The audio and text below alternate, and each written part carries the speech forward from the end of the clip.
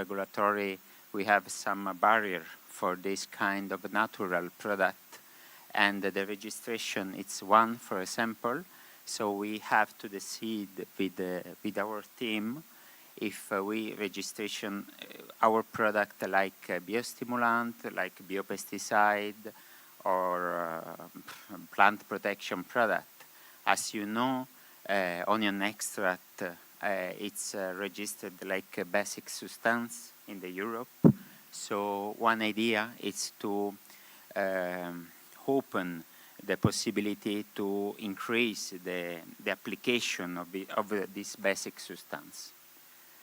Of course, like you know, in this kind of product, it's very important to focus the attention after the stabilization of the product to thinking an escalation, upscale of production. We need a lot of raw material for increase the production, and we need a very important part, it's the quality control of the product. So normally we find some molecule of onion extract that we try to find in all process of the production and after in the application in the soil, for understanding that the active compound stay in each part, in each step of the process. So I think I finish. Thank you very much.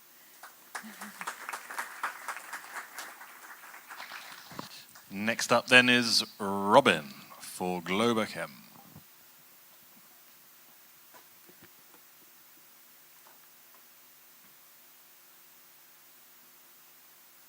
I will wait for a second on the presentation and then I will start. Okay, so as I only have a few minutes, I would like to take you to the journey of how BIOVEXO and Globachem collaborated and came up with the development of developing a new innovative product called Sankari. Maybe a first question as well is, why are there sunflowers on this picture while we are in an olive growing orchard? This is related to the product we are developing, which is focusing on circular economy, using waste streams and trying to select compounds which are present in nature and try to develop them as a product. And I will highlight them as well, why the sunflowers are over here. So in the next slide, I would like to give a short introduction to the company as well. Working at Globachem, we are still a fully family-owned business.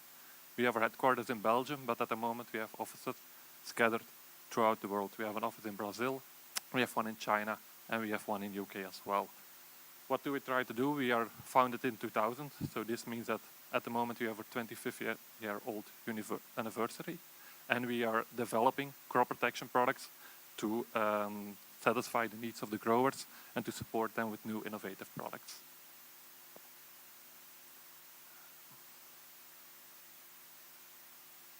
Okay.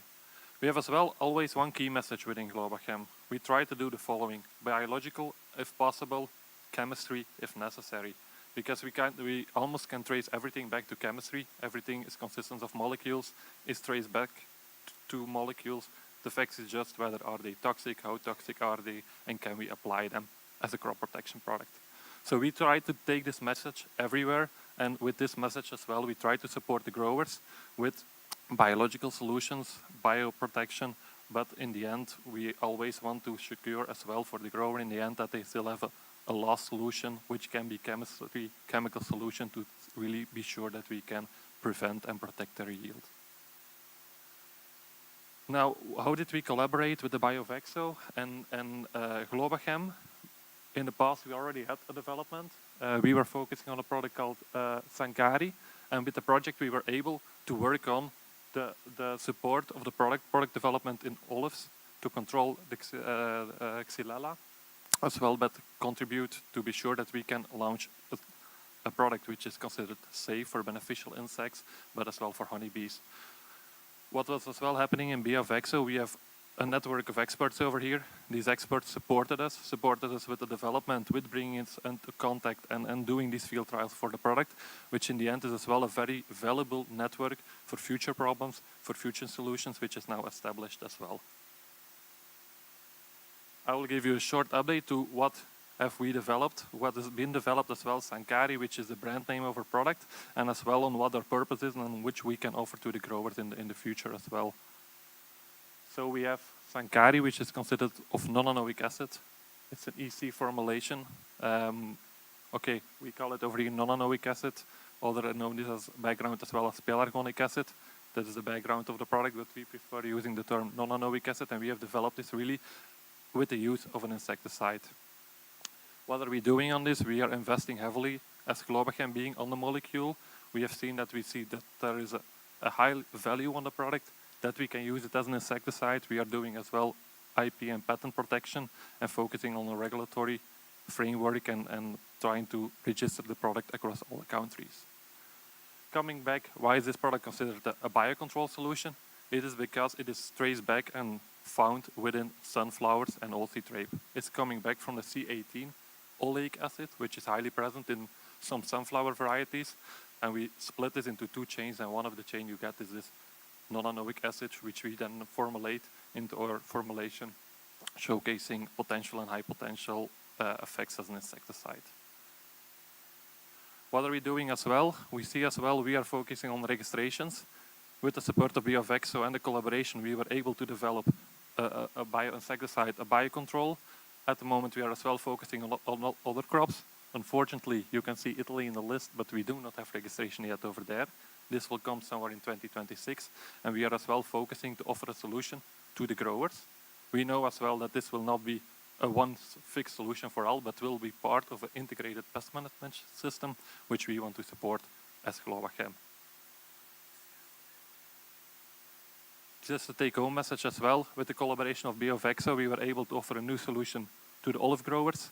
We were able to offer a new mode of action as well to the growers, and the key message is as well, this is safe for bees, safe for beneficial insects, and will secure a sustainable agriculture in the future. Okay, so this is in a nutshell the collaboration with BIOVEXO, where we are very grateful for.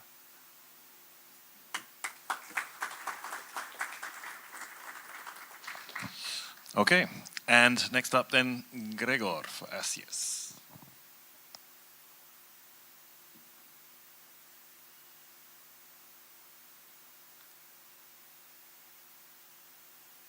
Okay, so hello from my side as well, Gregor Kostec, R&D Director at ACS Bio.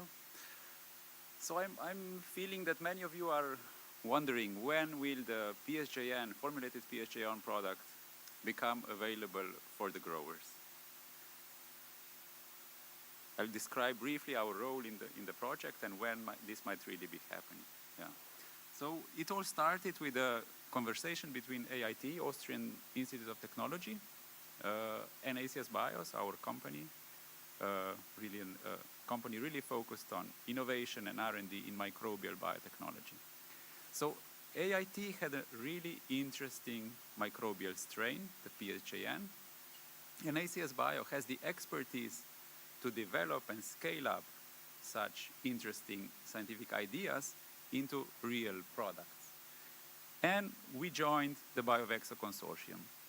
And the tasks in BIOVEXO for us were, of course, first to develop an efficient production process for the bacterium, and then to develop a prototype product, which actually enabled our partners then to apply this bacterium in the field trials that you saw in the morning and early afternoon sessions. And of course, what were the outcomes? You've already heard they were really promising, and actually really new for us as well. Yeah, so the data is really being, has really been compiled very recently. So scientifically, it seems that PSJN is able to affect the Xylella infected olive trees and also almonds. And of course, the effect is even bigger in the context of integrated pest management. And of course, what this means for us as a company, yeah, that even such non-standard microbes, yeah, which is not a bacillus, which you have many of them on the market, that even such non-standard microbes can be efficient in biological control of plant diseases.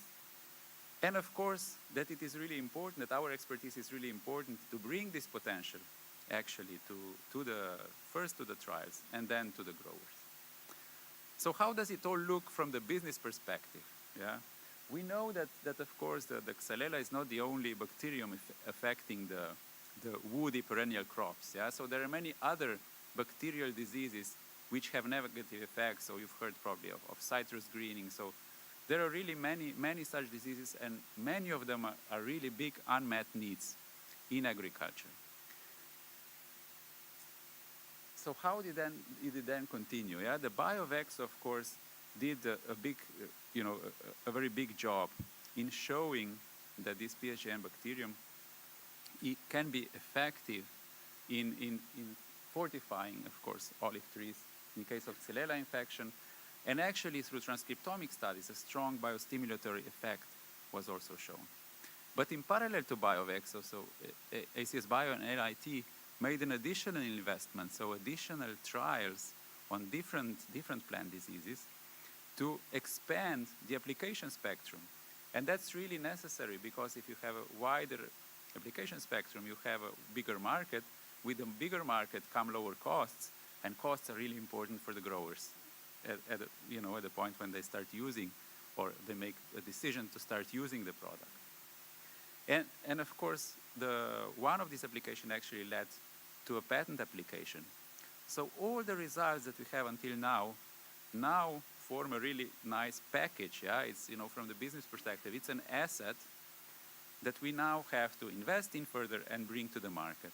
And what does it still take? Yeah, so basically for us, a company really specialized on technology, we need a partner, a business partner in the agriculture field, who can then help us navigate the next steps, which are of course on one side regulatory, on the other side how to find the right markets, how to get to the market, how to distribute, and so on.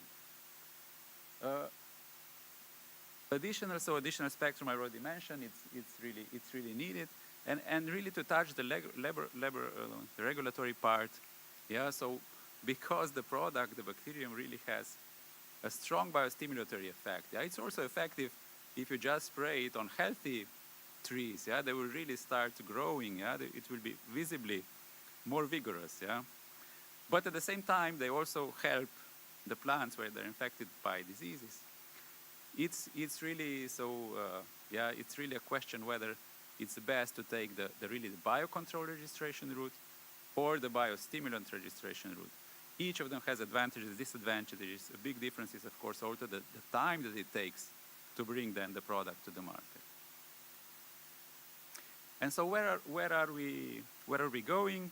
So I mentioned already, in parallel to BIOVEXO, we've already invested into further spectrum expansion.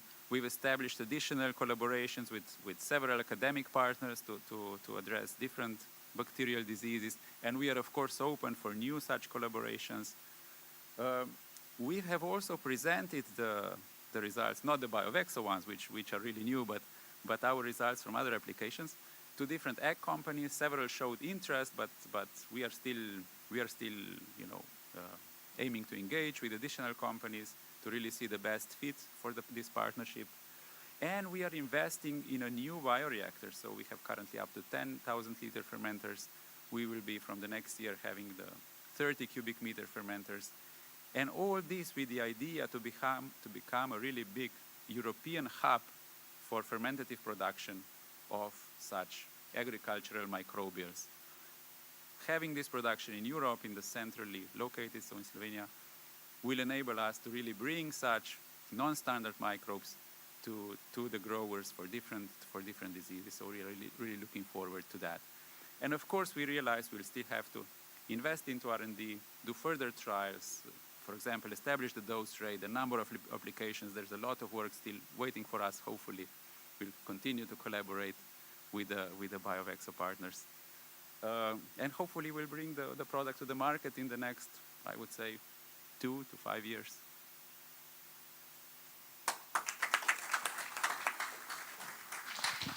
Okay, thank you very much. So now we go a little bit closer to, let's say, reality, or a potential future reality once a few hurdles are jumped over.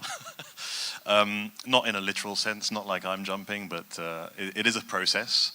I'd like to maybe just start with Robin, because you talked about, biological where possible, chemical when necessary. And I just wonder, is it somehow easier to get access to market with a biological biopesticide type product when actually there is no chemical alternative in the sense of, synthetic pesticide, let's say, or insecticide, when that alternative is not available? Is it easier to get to market with a biopesticide? I think it would drive more the implementation of these biosolutions. But what is in the end the most important one is that the grower needs a solution. At the moment, we are as well seeing biosolutions entering the market, which do not meet the requirements or the standards, the reference products, the chemical solutions are at the moment offering for the growers. Which means that if the biosolutions do not meet these expectations, or if they come close, okay, then it's as well fine. Then I'm sure that restricting the chemical solutions can support a bigger implementation of the biosolutions. But in the end, there is still another bullet point, topic which is important, which Gregor as well addressed. At the moment, you have quite some chemical solutions in the market, which are over there at a very cheap cost. This cheap cost is necessary as well for the growers to produce and to have a profitable yield in the end, which means that there is as well the standard, not only in terms of efficacy and performance, but as well in terms of costs. And you need to meet one of the requirements to be sure that you can enter and be implemented into the market. And Andrea, what would be your comment on, restricting potentially, synthetic pesticides or insecticides to somehow support the market for biopesticides? Would that be a good idea? Okay. I think our farmer, our market need a natural solution, okay? Because the farmers know the potential of this kind of product, but the main problem is regulatory system for me, because as you understand, we are a company that we know, we true in our product, but when we arrive to last step, we need time, we need money, and we don't know the final result, because we don't know if finally the EFSA help us to this process.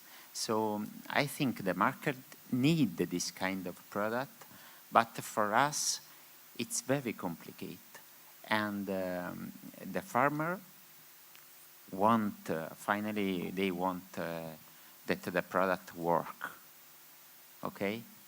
So will be very interesting if something from EFSA help us in this process. Yeah, I mean, I don't know if the kind of mission of EFSA is necessarily to help you, but maybe I can ask the question in a slightly different way to Gregor. Is there anything in the labyrinthic process that is the authorization? And in fact, you made an interesting little slip because you wanted to say regulation and you kind of said labyrinth. That was a nice one. But in that process, is there anything that you think makes your product better? Well, I think in the regulatory labyrinth, yeah, of course, the safety is one of the key. Safety and risk is one of the key aspects that the agencies have to take into account.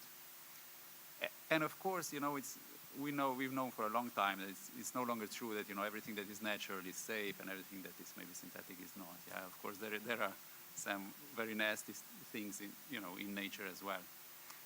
But I think that microbes, especially microbes which are isolated from the plants or from the fields, can be considered in a way safe, because if they were really pathogenic, we would have seen the diseases by now. Yeah? So there is some inherent, we could give them some sort of benefit. Yeah, that if they haven't caused any disease so far, yeah, they are probably safe.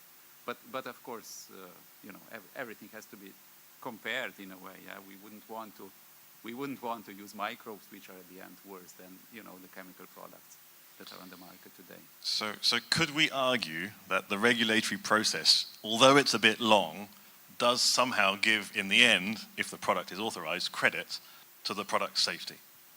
Yeah, of course, but I think, I don't think there is anyone who would say, no, it's not necessary. Let's just put PSG and start producing it tomorrow and let's see what happens. What I think people often suggest, yeah, that if we look around the world, yeah, in Brazil, the US, these regulatory pathways are usually clearer and shorter than they are in Europe, and that Europe, if it wants to be at the forefront of innovation in the microbial development for agriculture, should try to adapt and balance a little bit, of course, the risk and in a way help to the companies to bring innovation to the market. Okay, understood. And so there's one side which is the tango with the regulatory authorities and the control from the regulatory authorities on products. The other thing is actually using the product in the field. Question is, are farmers, growers sufficiently trained to then use these kinds of tools and products that enter their toolbox, so that also in the use phase the product is managed responsibly in relation to some of its potential harms?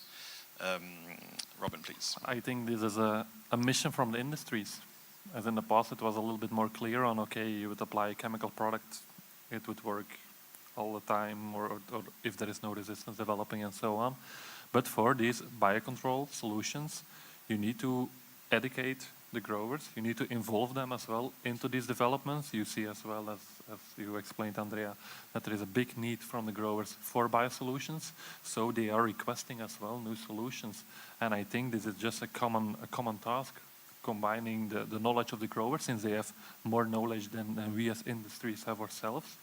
And then we educate them, we share our experience, and then we can find a good way to apply and to position the product as well. I think it's more labor intensive than introducing other conventional solutions. But I think this is the way forward. That is with more involvement of the growers and educating them to be sure that the product is applied on the right way. Mm-hmm. And can you maybe elaborate a little bit more on this kind of market demand, right? I mean, what is driving this demand from growers to have more access to these kind of biological solutions? I think the new farmers know perfectly microbiology, the action of the bacteria, the necessity to give to the soil new bacteria.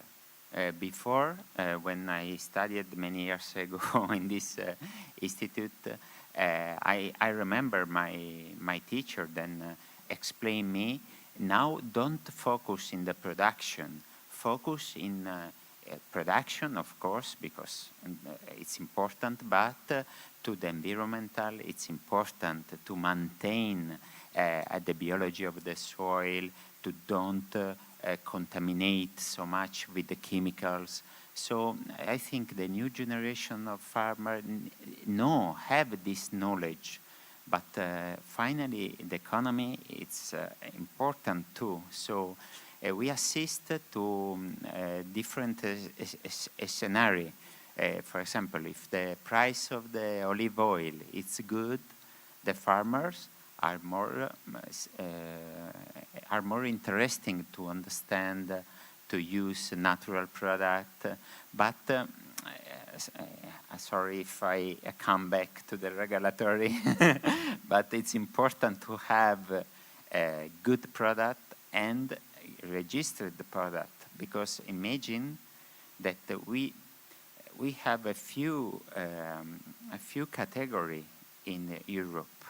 You can find a phytosanitary product, but aren't natural, or you have spent a lot of money, for example, 1 million euro, for registered in this category.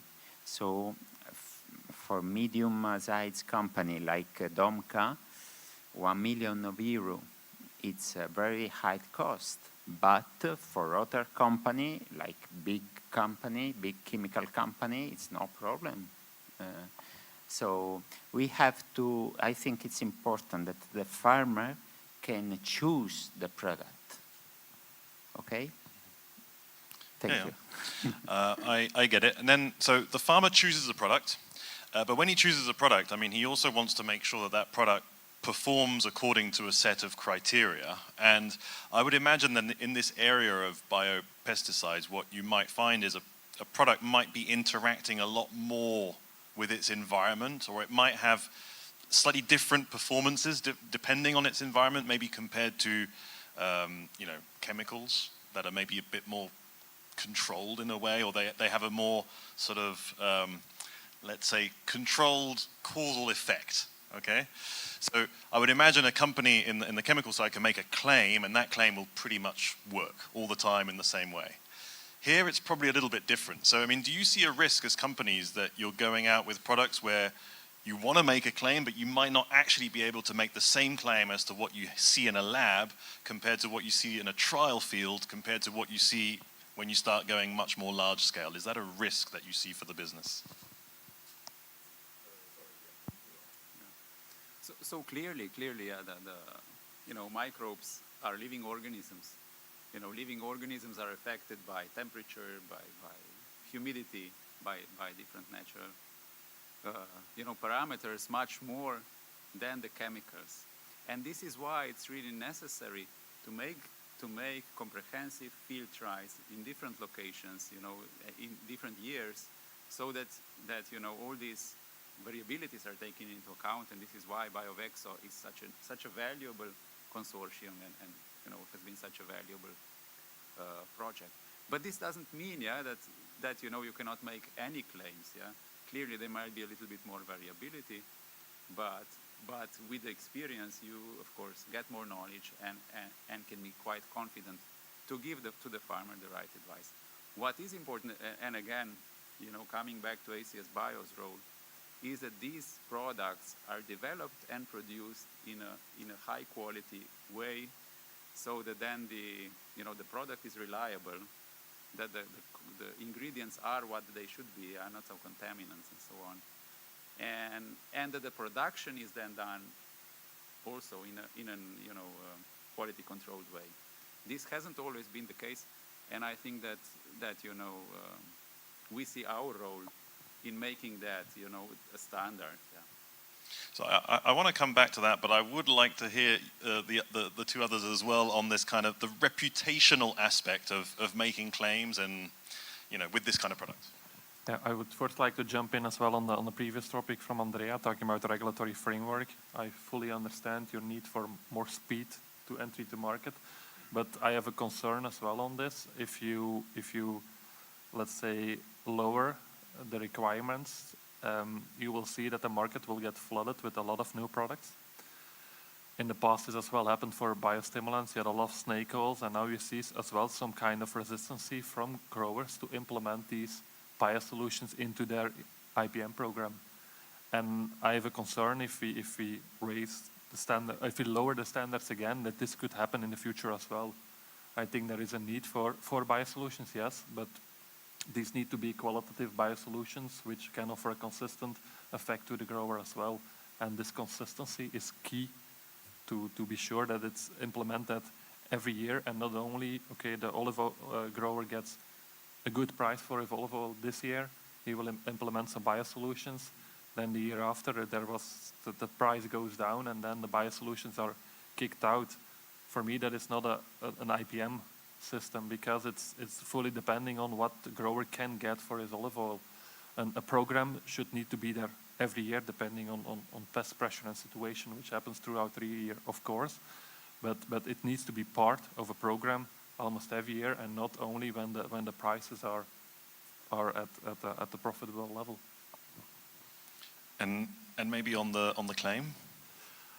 Wait, could you repeat the question? Maybe? So, do you see any kind of reputational risk on making claims on products that might not perform always in the same way? Yeah, I think, okay, it surely depends on the region as well. If you would develop something in the United States and you would state these claims, you would have some court cases if it does not live up to the standards. In Europe, this is a little bit different, in my opinion. Claims need to be there. I think you need to have certain claims to show them that the products work, but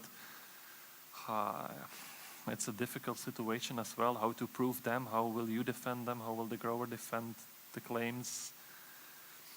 I think it's a difficult situation. A comment on that one as well? Yeah, I think it's important the communication, the information to the farmer. For example, in our company, we have a team of technical that working very close to the farmers for give the solution, because the claim, as we know, the claim this product is we use this product for this, but depend of the regulatory, because the regulatory system. Sorry, I repeat again, but the claim, we cannot use whole claim we want. Okay, so I know we don't produce microorganisms, but I know that the action of a microorganism, it's like a chemical product, are very special product. If we put in the very good temperature, with the good temperature, with the good humidity, the final results with the biological product, it's the same with the natural product, it's the same with the chemical. Okay, but we cannot use all claim. We use a claim according to the regulatory. Okay, because if not, we have a problem with the regulatory system. So we have to work for a better system, I think, like United States or like LATAM country. So, and that's the interaction between the supposed performance of the product and the actual performance of the product, linked to the environment it's in. But then, as Gregor was saying, there's also the challenge of going from a solution to a large-scale available product. And in those steps from the lab to the field, there is a scaling up, and you want to make sure that you're selling precisely what it is you were testing. And here, so do I understand right that there can be variations if you're not careful in terms of the manufacturing practices that you're implementing? So maybe can you just tell us a little bit some of the main challenges that you have there with this kind of product, living product, let's say? So yeah, clearly there is, you know, when you cultivate microbes, one thing is to cultivate them in a small scale, you know, shake flask, and the other thing is, of course, to cultivate them industrially. You know, one key element of all agricultural solutions is, of course, you know, the cost and the price for the grower. Yeah, if there is no, you know, economic rationale to use it, you pay more to buy the product than you get in the increased yield of the crop, yeah, the growers will not use it. Yeah, and so this is really the main challenge. Yeah, to optimize the growth media in a way that it will be very economical, so, you know, very cheap, but still with all this, that you achieve high quality biomass, so high number and high quality microbial cells, which you can then package in a product and finally deliver to the growers.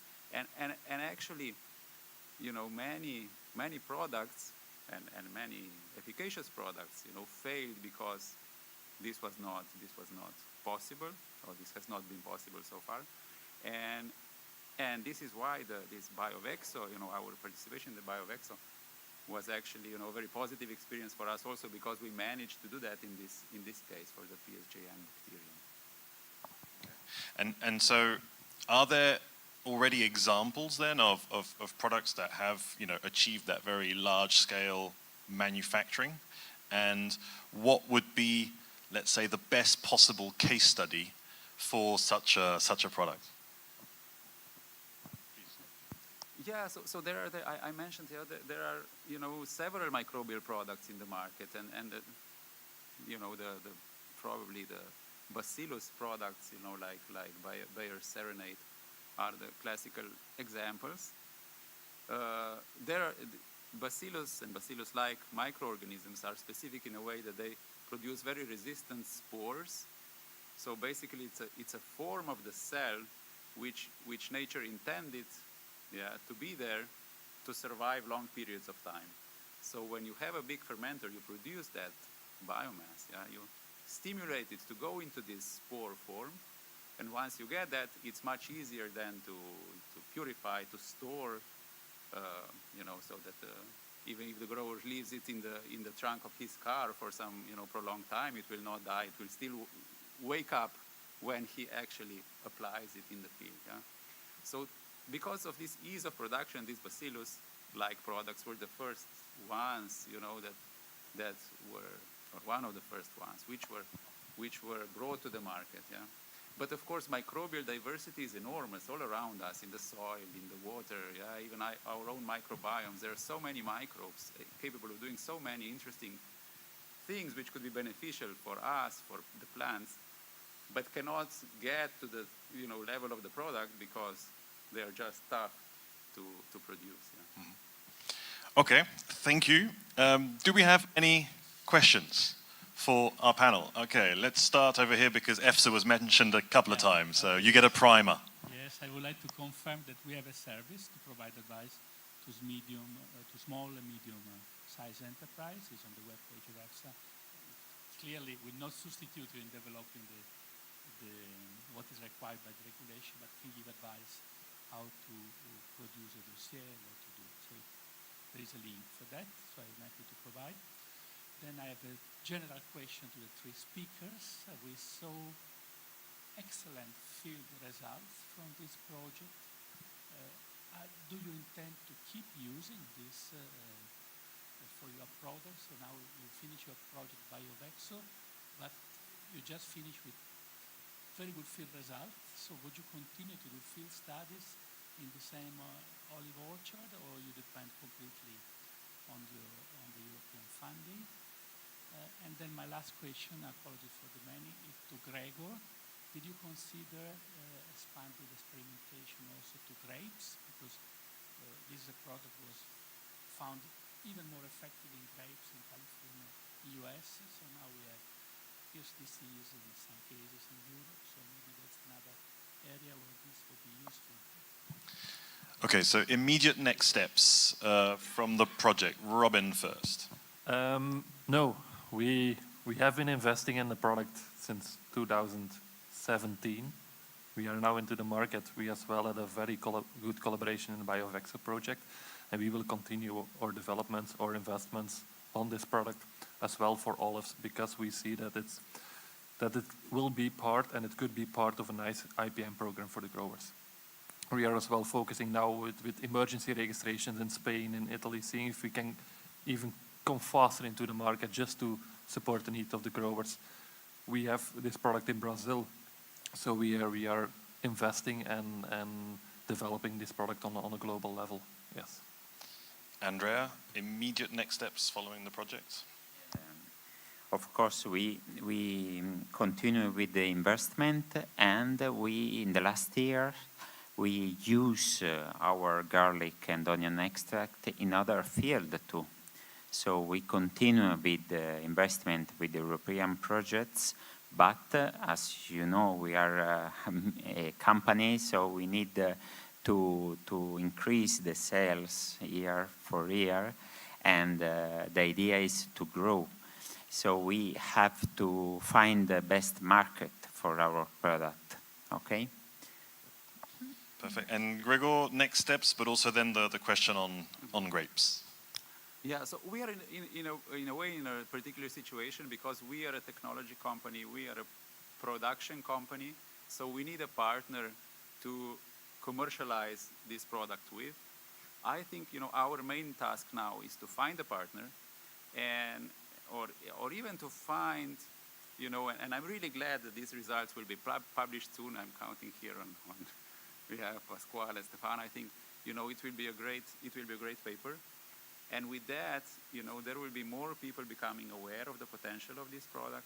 And as soon as we have strong interest, we will definitely continue with the exploration of in the olive field, and you know, hopefully with, you know, with the partners that we already know, so Pasquale, Enza, and so on. Definitely our desire is to continue. But as I say, you know, we need a strong, you know, like a suggestion from the market. Yeah, guys, you're on the right track. Go.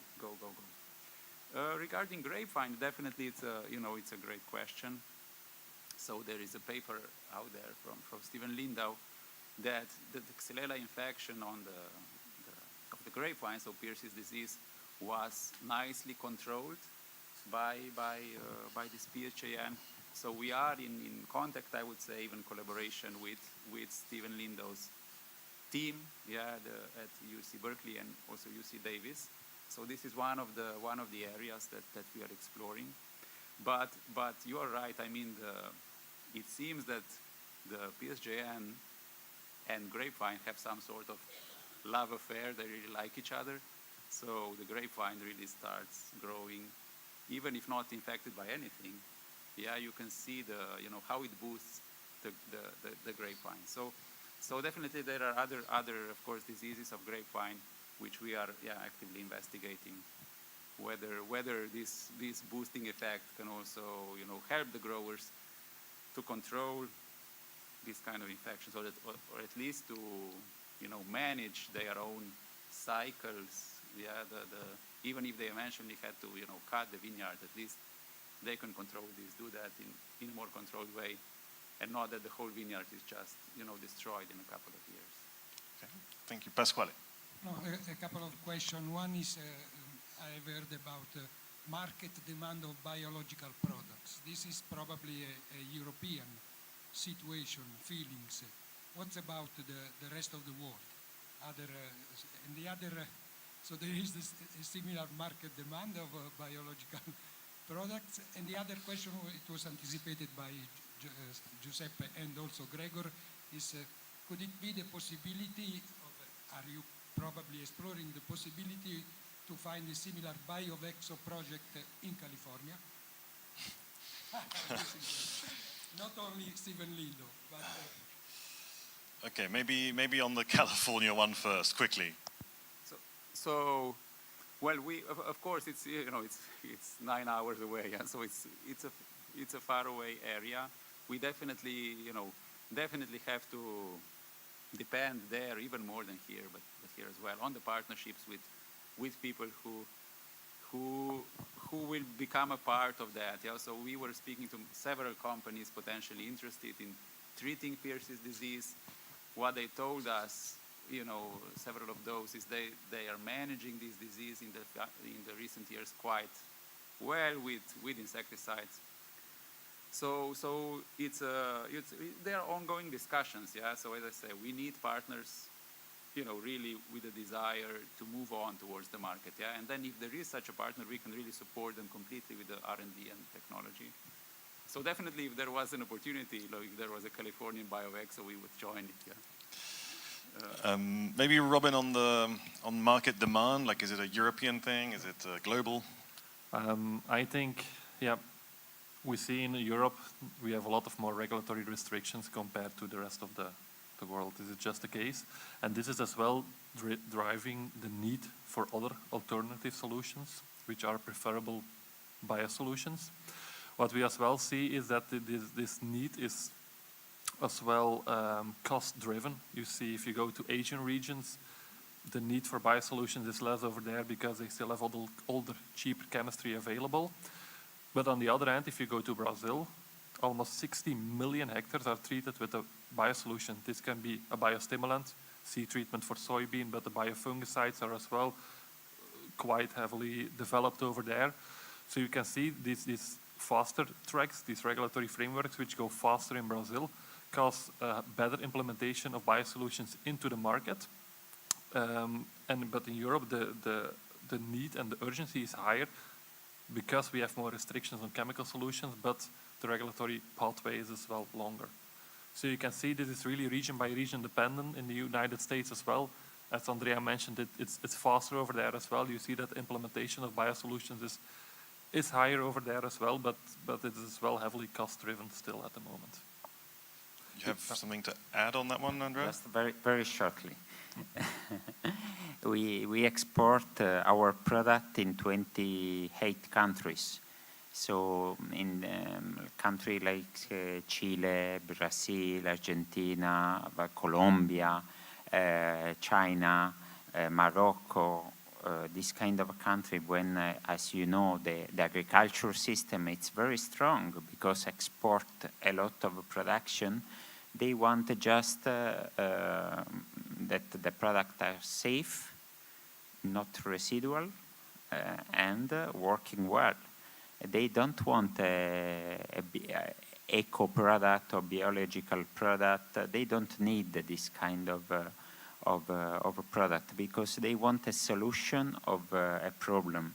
So in this kind of country, the most important is for a company like us, the presence on the market to understand the necessity of the farmers, and of course have a good partner, control everything, but the important is working in contact with the market, with the customer, with the farmer. Okay. Oh, yeah, you want?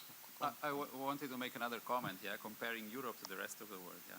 So we spoke with several Brazilian partners, and they say that the main driver there is really the emerging pest resistance to the chemicals they have, yeah. So, and while in Europe maybe substances are banned, there they are banned by the nature itself, yeah. And this is really important for us, yeah, because maybe some people in Europe think that okay, we'll just vote out, if it becomes too complicated, yeah. We'll just vote out these biologicals, go back to the chemicals, and that's it.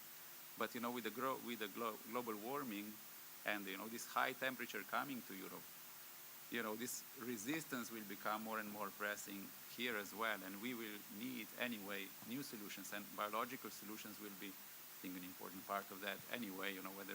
Whether the regulatory agencies or even consumers, whether we like that as consumers or not, we will need to go that way. Okay, thank you. One last question. We have time for one more. No? All good? All right, then I'm left to thank very much our panel, Andrea, Gregor, Robin. Thank you so much for having shared your insights. Thank you. Can we put up the Mentimeter very quickly? I would just like to ask one final thing, because I need a little bit of feedback, and you can actually do it in English or in Italian. I don't mind, but if you can connect up to the Mentimeter quickly, I will put this one here. I would just like you to tell us a little bit your state of mind. Right, we spent the whole day discussing how to manage Xylella, and especially with biopesticides. So I'd just like you to just give us a sense of your state of mind. We're looking for one word. I've given you the option of 3, so you can write 3 words. I'm looking for adjectives, aggettivi, okay? Describe your state of mind. I'm looking for emotion here. I'm not calling upon your rational mind, I'm calling upon your heart, okay? How confident are you, and I'm looking for adjectives, and that'll help me understand your state of mind, okay? And you can write it in Italian. Again, I repeat, absolutely no problem to write it in Italian. Keep them coming, keep them coming. Give us a sense of your state of mind, please. Who dares to go first?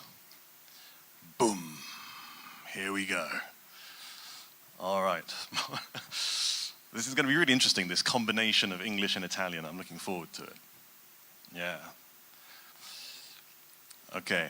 So as we get, I would also like to call Stefan back up to say your concluding remarks On my side, I would just like to thank you all for your participation and your attention throughout the day. And I would also like to make a special thank you to the interpreters who are up at the back there and who have been with us the whole day. I always say interpreters are the backbone of the European Union. You know, without you guys, it would be very difficult to communicate. So a warm round of applause to the interpreters.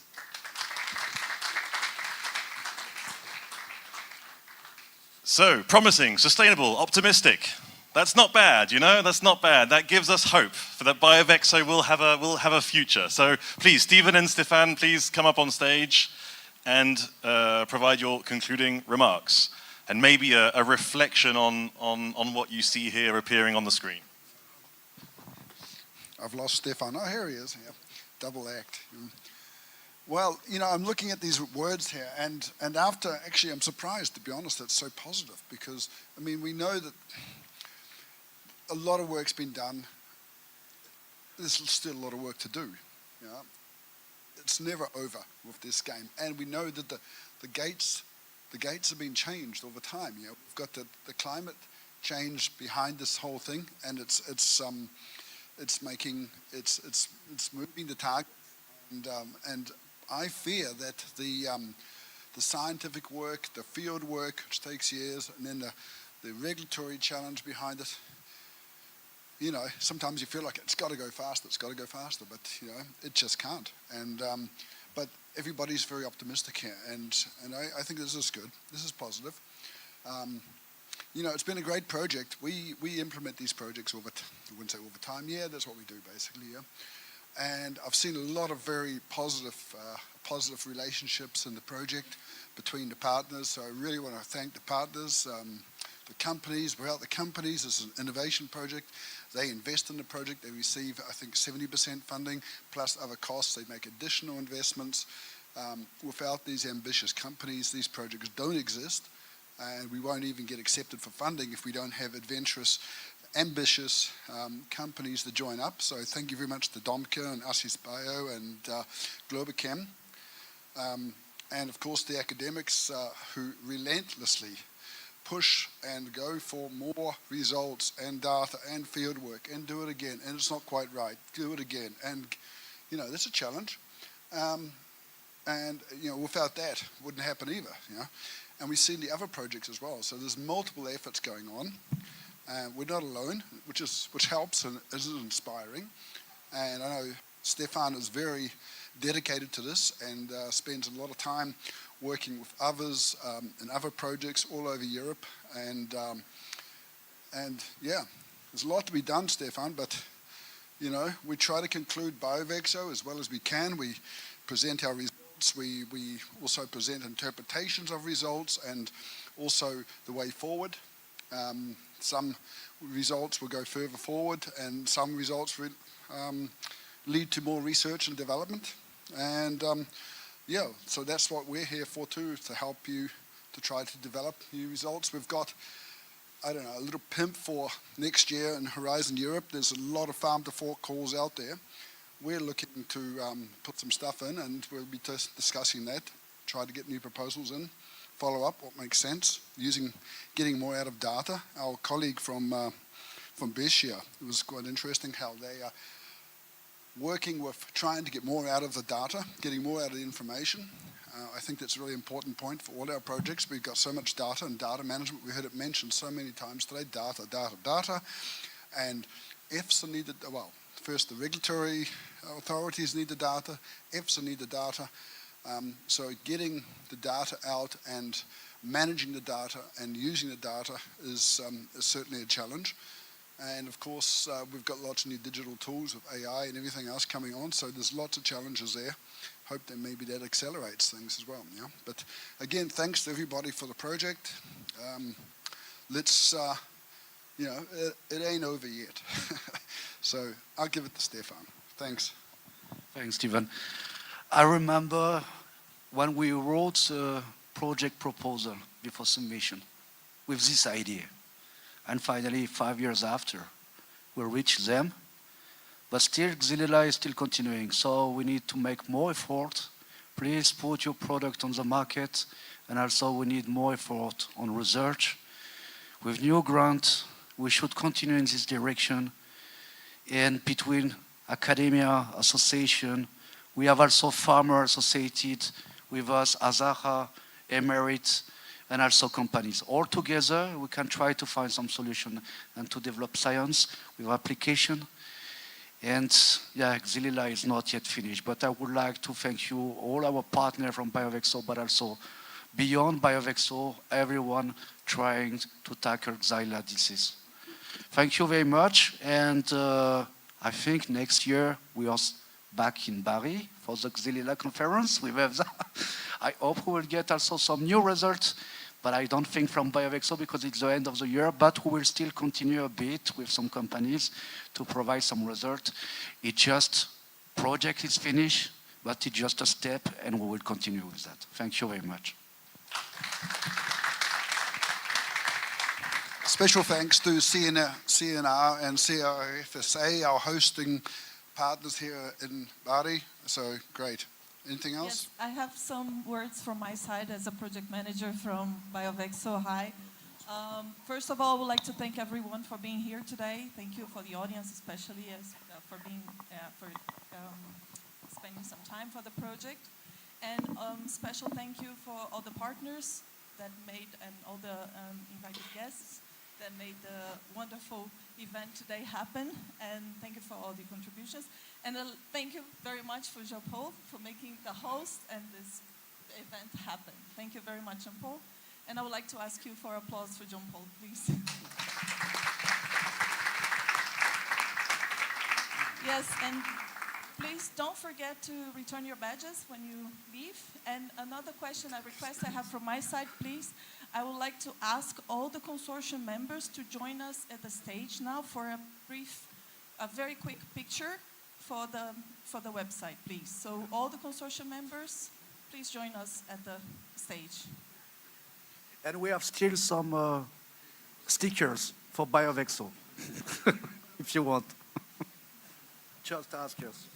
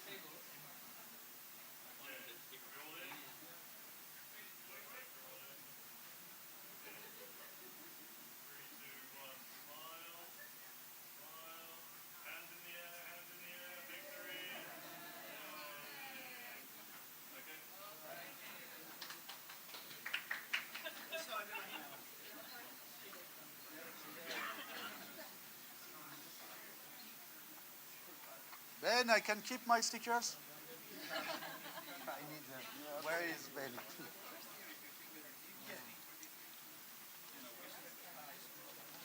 Look, man, you got something for your desk here as well. You see that? You put it on Yeah, your desk at home. You see that? I keep it, yeah. Exactly.